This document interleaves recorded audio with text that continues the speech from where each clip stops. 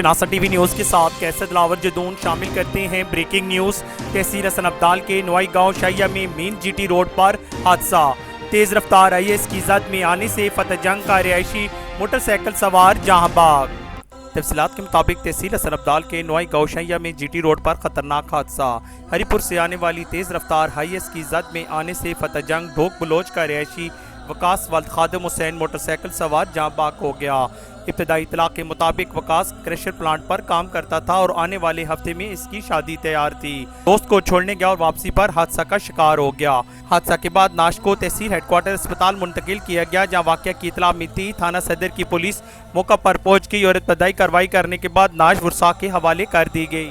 यकदम हादसाती मौत की इतला मिलते ही अहले खाना में गम की लहर दौड़ गई। ज़ईफुल उम्र बदकिस्मत बाप जवां साला बेटे का नाशा देखकर गम से निडाल था। दीगर रिश्तेदारों की आहुजारी ने फिजा को सोगवार कर दिया। जहां बाग होने वाले वकास की नाश को तहसील फतेह जंग की डोक बलोच ले जाया गया। कैमरामैन जाबिर शहजाद के साथ कैसर दिलावर जदून, शनासा टीवी, हसन अब्दाल। रखते हैं आपको इलाके भर की हर खबर से बाखबर। मजीद बाखबर रहने के लिए हमारे YouTube चैनल सब्सक्राइब करें। सब्सक्राइब के लिए वीडियो के नीचे लिखे सब्सक्राइब पर क्लिक करें और बेल आइकन दबा दें। शनासा टीवी, आपका अपना टीवी।